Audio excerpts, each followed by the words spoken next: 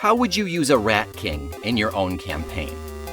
What would it be like to play in a game as a Vortex Dragon? What attributes does a Pumpkin Leshy have again? On Random Encounters, we answer those questions and more. Each week, I, Nick, pull a random monster from a random manual. Matt and Brandon try to guess what it is based on flavor text, and then we all discuss. We have over 20 manuals to pull from, and over 5,000 monsters contained therein. We're in for a podcast that's sure to be, choose your own answer, A, scary, B, adorable, C, funny, D, intriguing, E, all of the above. So tune in every Monday for a new monster to play as, add to your campaign, or just be introduced to for the very first time. That's Random Encounters from the Feckless Gnomes Audio Network. Search your cast catcher of choice and you'll find us there. Subscribe so you don't miss a single monster. Ladies and gentlemen, it's time to check off your hydration goals, fluff up your sheepskin rug, and fill your pipe full of nostalgia. Because it's time to talk Tull to me.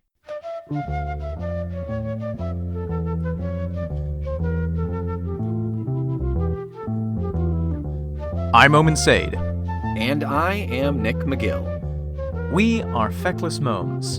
And this is Talk Tull to Me.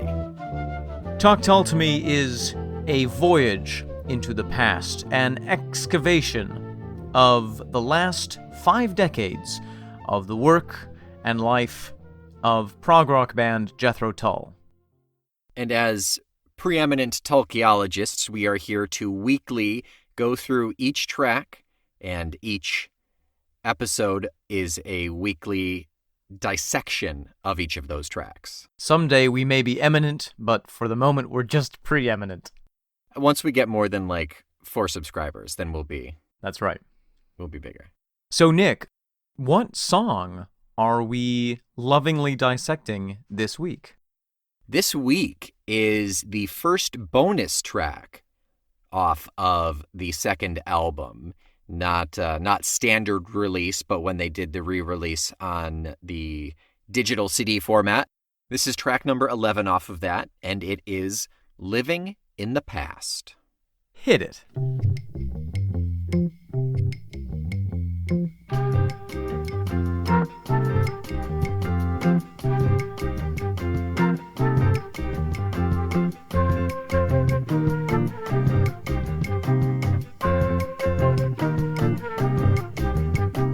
Okay, Omen, this song has a history to it. This is a big one. I'm just going to ask everyone to, take your expectations and lower them, because there's not any way that in general, that's a good way to approach the podcast. Well, and life, really. But, I don't think there's any way that we could cover, we could do an entire podcast just based on this song. Truly. There is a lot to unpack. Let's start with some facts. How about that? Yeah, give it to me. Give me what you got. I know you did some preemptive research here, so let's see. I did some preeminent research. Preeminent research. So, Living in the Past, it was recorded actually before the sessions for the album Stand Up. Yep. But it was released after Stand Up actually had already dropped. It was released in England, in the UK, while Jethro Tull was still touring in the US. So, as a single, correct? As a single, as a radio single. So I think it was, a little bit of a way to keep the name Jethro Tull on the lips of the populace, if you will. Sure. And it did pretty well at that time. In 1969, it reached number 3 in the UK charts. It got up to 5 in Ireland. It got up to number 15 in New Zealand. And overall, for the year of 1969 in the UK, it was 53rd. It was ranked the 53rd most popular requested song on UK radio. It's not bad. Kind of a big deal, really. Yeah. By far their most successful single up to that point. For their second year in existence, for their second album. And let's see, because they were touring, so it was before the album even came out, right? Must have been. They recorded it before the album came out. I think that they released it after the album came out. Oh, okay. Because Stand Up was released when? Late 69, right? Right. So I think it was released the same year. Yeah. But a little bit later. Okay. I think it was released alongside of Driving Song. Yeah, it would have been doubled up. I think that's how they did singles releases, is there was a B-side to the single as well. Oh, right, of course, because you're literally releasing it on a wax disc. A teeny tiny one. Teeny tiny wax disc. Teeny tiny wax disc. So these in April so it was April that they released it, and it was paired up with Driving Song. Okay. In 72, it got released paired up with Christmas Song. Right. In 76, it got released, and these are all singles, by the way, so they're re-releasing this as a single multiple times. Right. But in 76, it got released with Requiem. Ooh. Do I know Requiem? Oh, yes, it's from Minstrel, right? That sounds right. In 93, all the way in 93, it got released with Hardliner, which 93 has to be like Crest or something along those lines, I think. Catfish Rising, perhaps? Catfish, yeah. Requiem is from Minstrel in the Gallery, by the way. Nailed it. And then... You get a biscuit for this episode, Nick. Yay! And then in April of 2013, on limited edition vinyl, it got Living in the Past was released with Witch's Promise, Teacher, and Life is a Long Song. So this song is, it's safe to say, a bit iconic. It's a bit of a flagship for the band in a way, as a standalone song. I mean, there was even a Living in the Past tour. Yeah. It has so much of what is iconic musically about the band that I think it does act as a good representation of the sound and of their work. It's almost like an ambassador song. It is certainly one of their most well-known, and I did not realize that. I always thought like Aqualung or Locomotive Breath. Well, certainly they're well-known. Whenever I had mentioned to people, like in high school, that I listened to Tull, it was always like Aqualung that they mentioned. No one ever mentioned Living in the Past. I think that when we were young, the songs that were in the popular consciousness were Aqualung. Sure, yeah. But I think that for the generation that grew up with Tull, when albums were really coming out, in those early years, I think that this song must have made an impression. Yeah. Going back to ranking real quick. Yeah. The year of 72, 73, in the U.S., the Billboard Top 100, it was 11. Really? Yeah. That's huge. Yeah. Is that overall, or was that as high as it got? It was the peak position. Okay. So that's as high as it went. It didn't break the top 10, but still, that's so... pretty darn close, yeah. That's incredible. I would love to see who else was in that lineup. Yeah. One of the reasons why this song is so memorable and catchy is because it has a unique rhythm to it, a unique bass rhythm. Yeah. And that is in part due to the fact that it's in 5/4 time. That's so cool. Which is just like, let's just take a moment and like think of all the other rock songs that are in 5/4. Let me start that list. Yeah, exactly. It's so unique. Yeah. And it's so unusual, and it's so can I say ballsy on the podcast, Nick? I would prefer it if you did. It is so testicular that it's such a bold move. There's BDE with this song, is that what you're saying? I'm not comfortable using that expression because I don't actually know what it means. I've heard it on memes. I've yet to look it up on Urban Dictionary. Casual, quiet confidence, because you can back up anything that you have. It's big flute energy. BFE. Yes, that. That time, I saw that in my research as well, and that, like, I don't know enough about music to notice that upon hearing it. Right. But knowing that it's unique, when I listen to it, you can hear that there's something extra in there. Yes.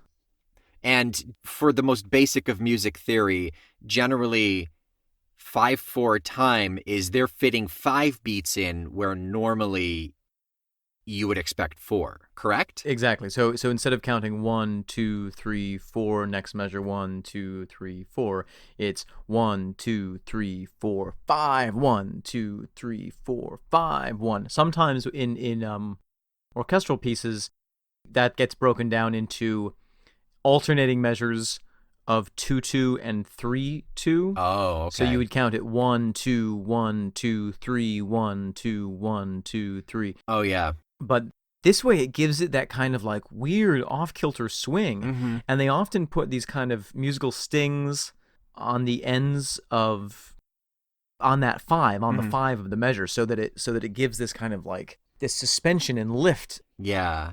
Which then careens you into the next measure. So it's really, I think that's why it's got such a lively feel to it, such an exhilarating feel to it, because you're constantly hitting that 5 like a crest of a wave and then dropping back down into the 4/4. There's a driving force behind it, and it almost feels manic, because your body, even if you don't know anything about music, your body can recognize a rhythm, and when there's that extra something in there throwing it off, it's not unsettling, but it's you can recognize it, you see it. Yeah, I think it makes it very memorable. It gives it a quality of mystery almost, of je ne sais quoi. Yes, that's what I was thinking. Just for fun, I looked at the Wikipedia article of musical numbers in unusual time signatures. Oh, cool. There was nothing under the heading of quintuple meter. Not even living in the past? No. What else is notable that we would know? Anything good in there? Mitternacht by Gustav Mahler is in 6/2. Well, that goes without saying. It's mostly classical stuff. Yeah. Oh, I Hung My Head by Sting is in 2 + 3 + 2 + 2 over 8. Whoa.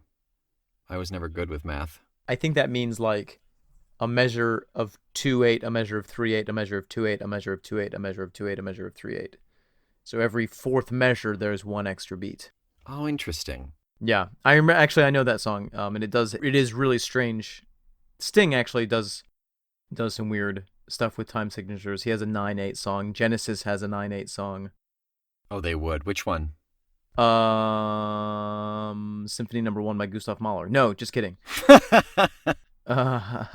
I lost it. Oh, Apocalypse. Oh, I'll have to listen to that one. At any rate, it's not that no one plays with time signature. 9 Inch Nails, just like you imagined, is in 10/4. 10/4? That's bonkers. Thick as a Brick is in 10/4. Oh, interesting. That's like 2 5/4s whacked together. Yeah. But at any rate, it's not. It makes it stick out. Yeah. Nick. Yeah. What is your response emotionally to the musicality of this song? To the musicality. What's it do for you? I'm trying to separate it from the lyrics. Okay. But it's very nostalgic to me. Tell me more. Because when I heard this, I heard it off of the Living in the Past album. Right. And that was one of the first ones that, in Benefit, which we're going to get into very soon, were the first 2 that were my albums. Like the first 3 albums that got me into Tull, War Child, Aqualung, and Songs from the Wood, were... Oh, and Thick as a Brick. They were my dad's. I recorded them onto a cassette off of the vinyl and listened to the hell out of them. But the first ones that were mine... You purchased with your own big boy money. For Christmas. I got for Christmas. JK. Because my mom was in one of those cassette clubs. Were Benefit and Living in the Past. I remember seeing those bootlegged cassettes of yours. I didn't know that they came from your dad's vinyl collection. That's so cool. By the time you saw them, that was probably like the 2nd or 3rd copy. The second or third generation? It's not ripping, of recording onto a cassette. Yeah. Wow. Huh. Yeah, so it's very nostalgic for me, and this was in early middle school, so right.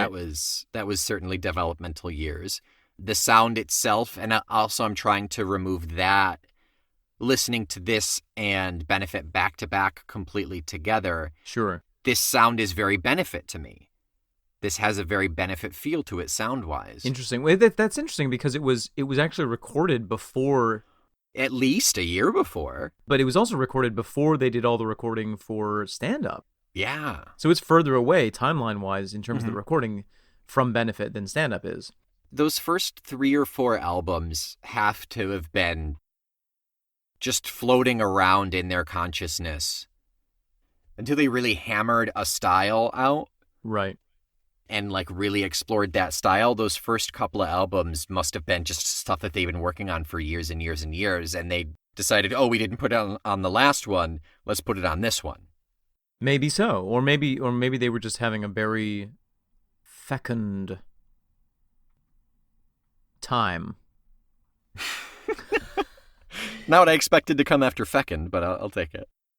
Perhaps it was just an explosion of creativity from Anderson in terms of songwriting, and he had the ability to do a lot of recording, and so he just, once the floodgates were open, as it were, once the cork of Mick Abrahams had been pulled from the bottle, the contents of Ian Anderson came gushing out.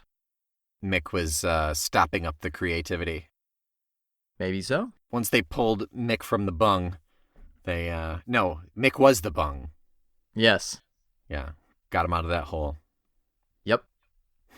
So who is on this song? It's the regular lineup.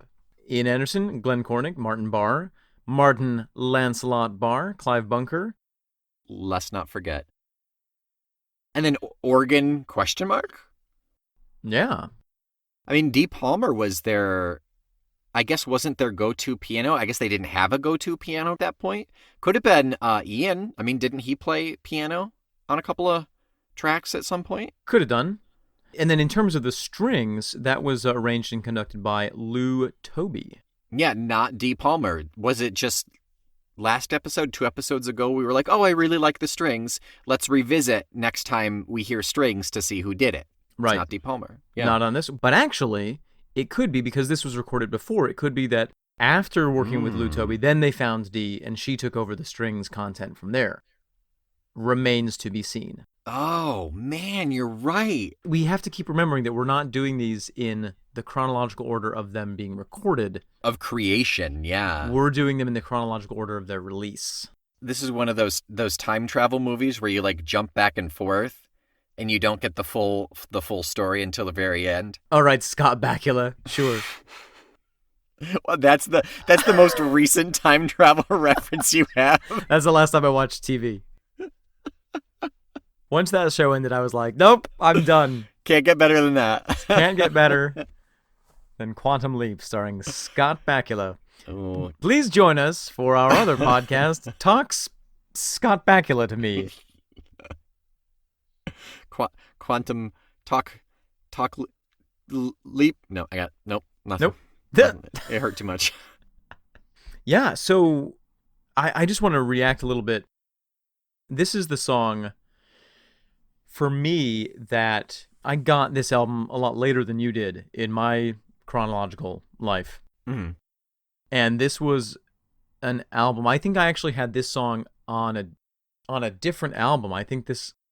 Yeah, which album are you talking about? I had this... Oh, did you have it on like a greatest hits, maybe? Yes, I did. And I'm trying to remember what the name of that album was. This one has shown up on probably every single one of their greatest hits because it was so solid. Absolutely. And it's so iconic, as we've said, but I don't know what it was. I feel like it was called like Jethro Tull's Greatest Hits or something. I'm on jethrotull.com/discography. Oh, the very best of Jethro Tull. That was it. Yep. So that was an album that I listened to a lot when I was in mid-high school. And this was a song, if I woke up in the morning and I was like, you know what, world? I'm going to have a good day today. Not today, Satan, I would say to myself. And I would put on this song. This would be this was my power pump-up song. This was the song which is now filled by Britney Spears' work bitch? I can't decide. I can't decide, and maybe it's because of that 5/4 time. I can't decide if this song is an upper or a downer for me. Oh.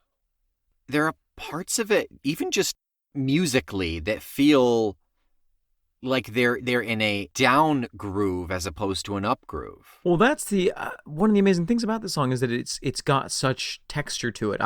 Yeah. One of the things that I appreciated this song while we were just listening to it is that, I feel like in a lot of the previous songs where the flute is heavily featured, we kind of have two settings. The flute is either like Fluto Screamo Angst Man Ian Anderson, or it's like Dolce Vanilla, like just so sweet and so like delicate and pure. And this is a really interesting kind of mid-range voice for the flute. It's got power, and it does kind of flare up into some of those untreatable flute conditions. It kind of jumps up and gets powerful and aggressive, but then it'll pull back. Yeah. But it never kind of dips down into the sentimental. Right. And it never kind of peaks up into that kind of really aggressive, angsty or anger feeling.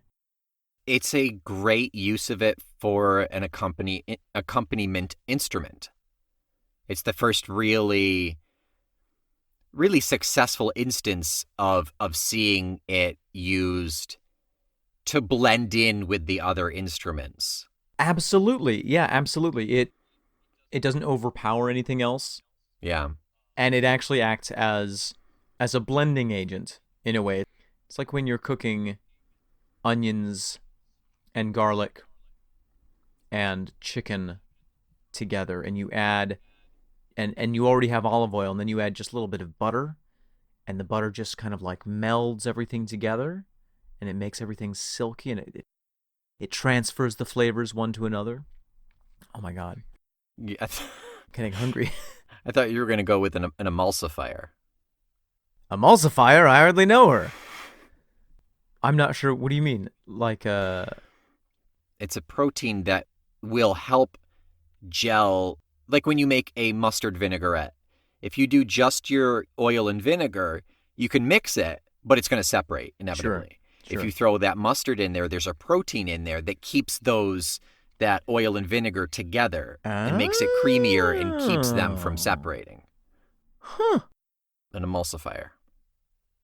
Huh. Egg protein does it. Right. Yeah.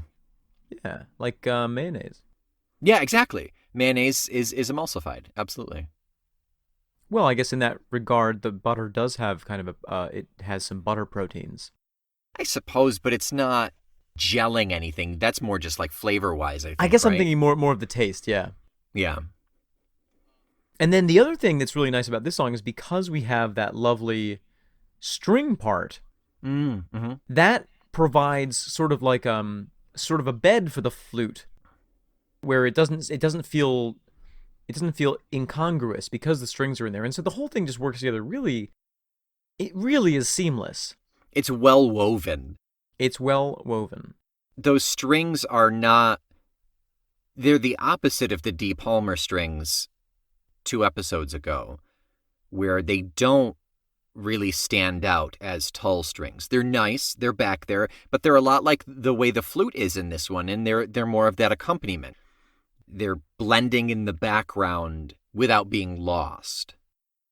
Yeah, I mean, I don't know that I totally agree that the flute acts as a background instrument, because I think that it does kind of carry the song forward.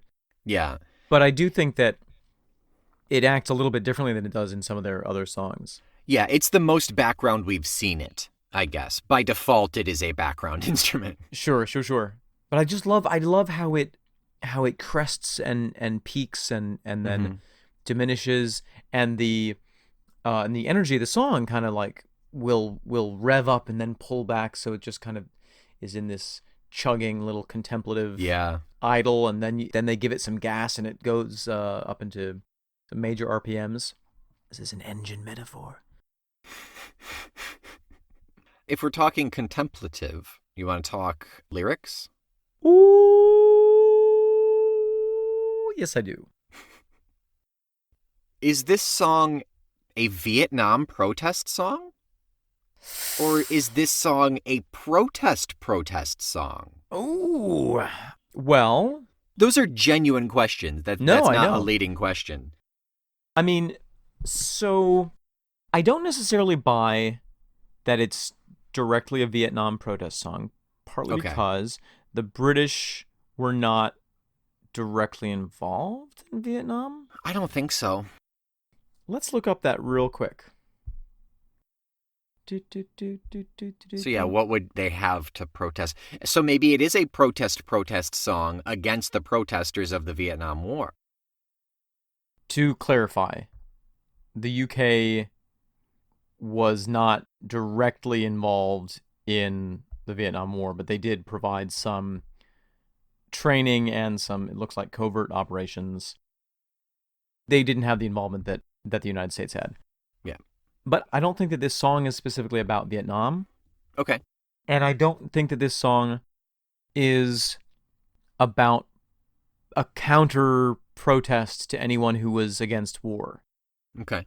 I think that this song is articulating a certain British tendency toward a type of stubborn nostalgia in the face of societal and worldwide economic change. Okay.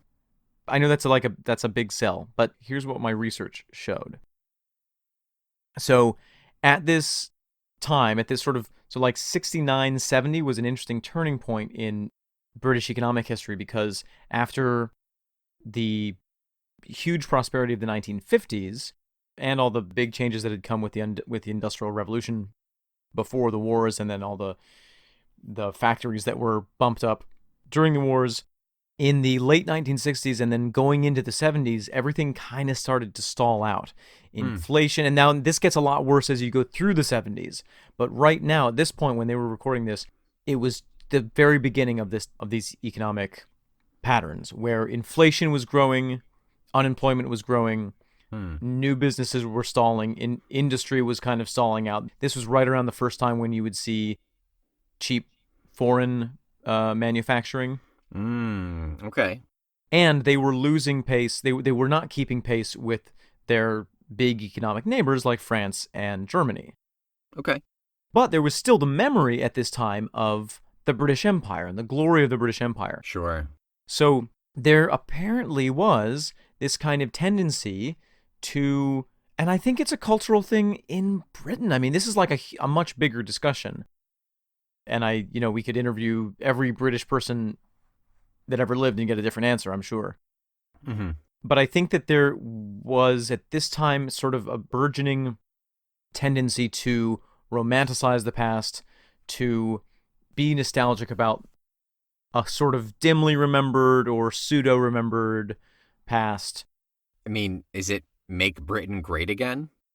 Well, it's interesting because that kind of tendency, apparently, as these economic things started to develop, not everyone had the same reaction. Sure. But the big British nostalgia kind of feeling in some people created a desire to be isolationist. Mm-hmm. And that, over the years, developed into the political situation that we see now. Brexit, yeah. That Britain is dealing with. It snowballed. Yep, exactly. Yeah. So, I don't know. Maybe it's a lot to say. Maybe this is like a very academic interpretation of these lyrics. It makes the most sense because without that research, I couldn't make a whole lot of sense of it. What did I go for? The Vietnam War, And maybe there was a sense of that. I mean, I think that one of the reasons that this song is so successful and that it's lasted so long is because it really did articulate this kind of feeling more than anything. I think it's an articulation of a feeling. Sure. And it can be applied to any country's situation. It doesn't have to be in that moment. Absolutely. I think that it articulates something which is so universal. Essentially things used to be this way and now they're this way. Right? Like, yeah. It's funny. I've always found it amusing living in New York because anyone that you talk to has been here for more than 10 years, Mm-hmm. they will inevitably say, oh, the neighborhood used to be like this, and now it's really changed, man. Yeah. And I just I always think about the first generation of Dutch settlers 25 years after they built, their farms, being like, oh man, used to be you couldn't see any other farms, and now I can see 2 other farms Right. here in what will one day become downtown Brooklyn. The German Dutch moved next to the Pennsylvania Dutch, and it's just the 5 acres away farm has just gone to hell. Right, exactly. But it's it has always been like this. Oh, sure. Society always changes, always, always, always. Yeah. Unless something is absolutely atrocious, like World War II, Yeah. it's always much easier to remember those 1 or 2 points that were really good and dwell on those. Or a perception that they were good. Sure, right. And the sting wears away after a while. So it does become, in general, a more positive and more neutral, if not positive. Right, you remember the good things, and you kind of edit out all the bad things. Yeah. But I mean, I think that you're right about the Vietnam angle. We'll go walking out while others shout of war's disaster.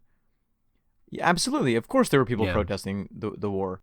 But we won't give in. Let's go living in the past, which ties back into your theory.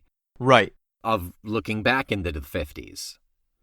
Yeah, and maybe more generally just a better, simpler time. Yeah, or this sort of escapism of imagining that there was a better, simpler time, which, sure. Of course is kind of a false construct. Well, he would be hearing the better, simpler time stories from his parents from the 50s. I mean, he was born, what did we say, 40 something? So he was a kid, so he wouldn't know anything economically. Maybe not. As he was growing up. But this is the last political thing I'll say is the United States wants to go back to the 1950s. And that was great for white guys. Mm-hmm. Mm-hmm. Yeah. Who run our country. Right. Sorry, go ahead. No, I think that all of this is wrapped up in this song. And I hesitate to say that this song offers a statement, because it's not saying this is wrong or this is wrong. It's just saying these things are happening or crazy, and I'm just kind of gonna ignore it and live in the past. It's funny because I know the lyrics are "Let's go living in the past," but I also feel like it's in a way like let's just close our eyes and ignore things. Oh yeah, absolutely. You ignore everything around you because you're daydreaming about the past. Right. See, I disagree that it's not pointing the finger. It's not laying blame. I think that it is saying everything is crap. This is crap and this is crap. Everything was better then. Let's ignore it all. Let's ignore the war. Let's ignore the revolution. Let's ignore the lives that are now much faster and bustling around in the city. Or is it tongue-in-cheek? Is it taking the piss out of that attitude? Is it saying, is it articulating that kind of feeling in a way to point it out and bring it to light and say, you can't, the past is gone, It's satire. Yeah, exactly, in a way, which, definitely is something that we've seen out of other songs. Sure.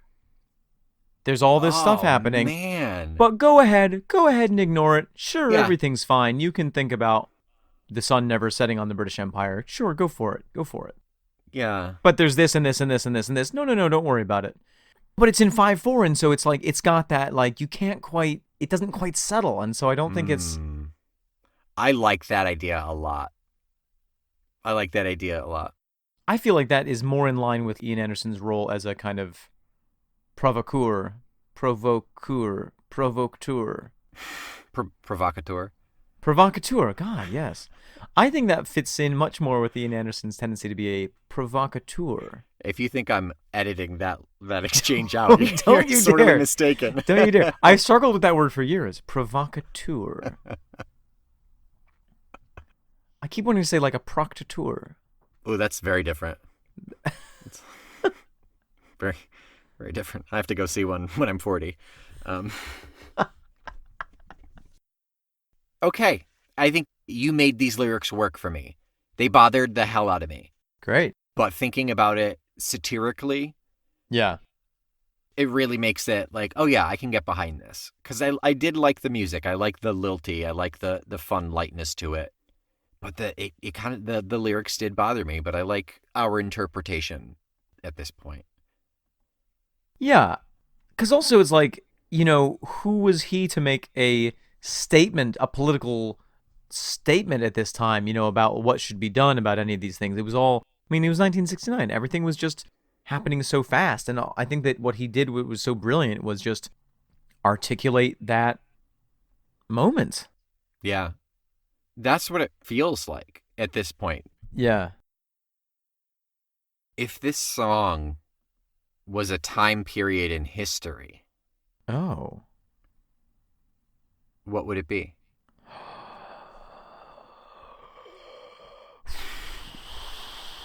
A time period in history. Mm-hmm.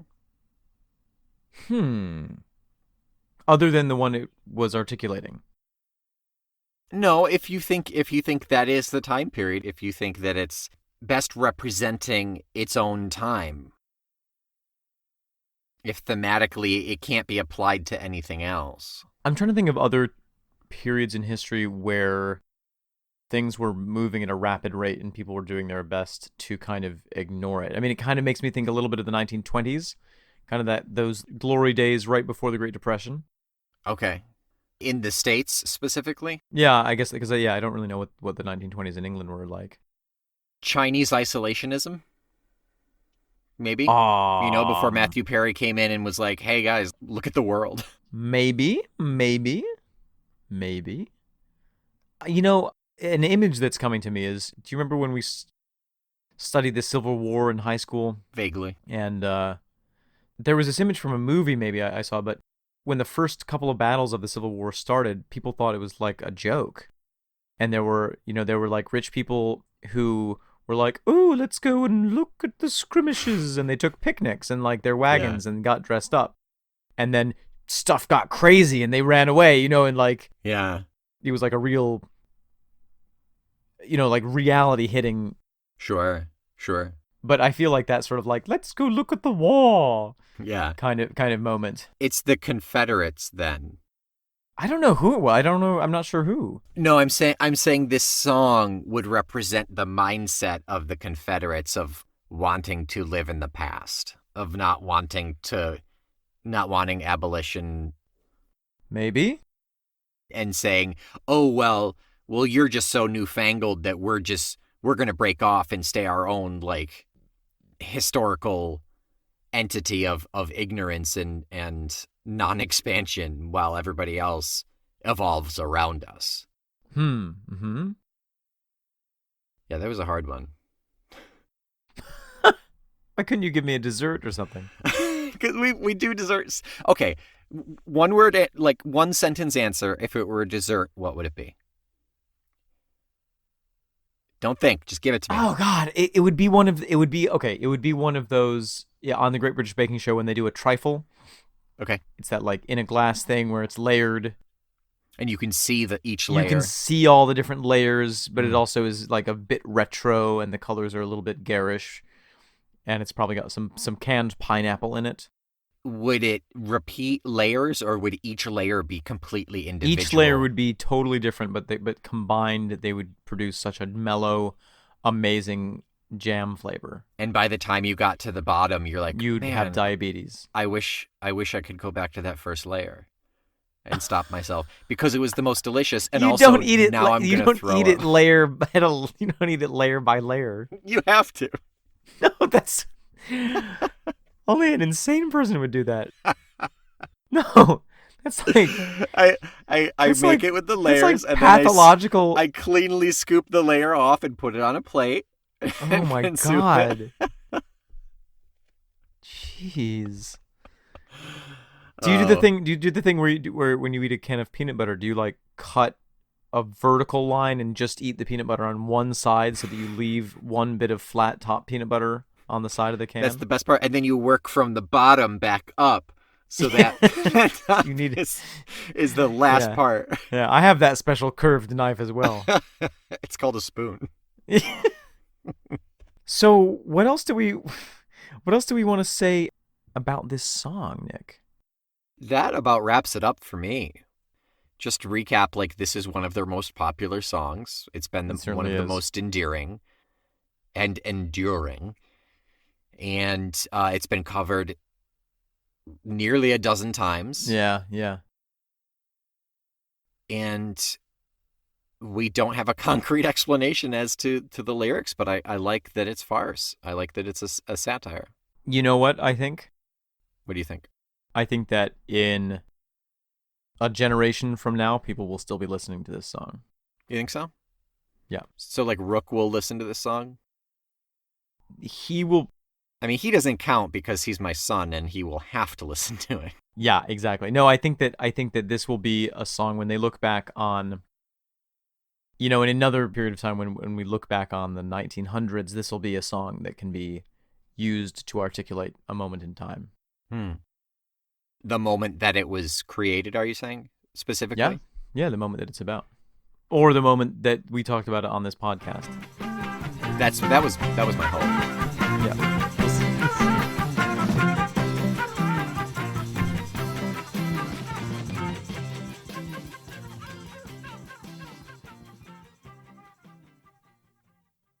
Hey Nick. Yeah. Omen. What are we talking about next week? Next week, another tune off of the Living in the Past album, but it's also our second bonus track. The word is track. It's also our second bonus track off of Stand Up. And also the B-side release of the Living in the Past single. There we go. Yeah, that first one. It's Driving Song. Well, we can't wait to talk Tull to you about that. So while you're listening in the present, we'll be recording in the future. Start reviewing us in the past. And so you'll finish in the present, so you'll be prepared for... We lost it. Oh, Too many. Rate, review, subscribe in the present so that we see it in the future. We have, I don't know where you're from. I don't know who you are. But I saw the 1 5-star review that we have. It's not even a review. It's just a rating. It's just 5 stars. And it doesn't even show up on the American iTunes. So I'm guessing you're Canada or Australia. That's where we have the most streams on Spotify. So reach out. Put in a review or something, moms@fecklessmoms.com. We will dedicate an entire episode to you. That's not true, but we'll definitely thank you. Moms. Tell your friends. At fecklessmoms.com. .com. What? It should be moms. Feckless. No, I got nothing. Woof. Okay, so that's it for this week. Again, rate, review, subscribe, tell your friends, tell your enemies. And, be sure to check out our new Feckless Moms podcast called Random Encounters. That should be fun. Ooh. Yeah, by the time this goes up, it'll be a couple weeks in, I think. Wow. That's a lot of fun. And come on back next week. And until then, I'm Omen Sade. I am Nick McGill. We are Feckless Moms. And this is Talk Tull to Me.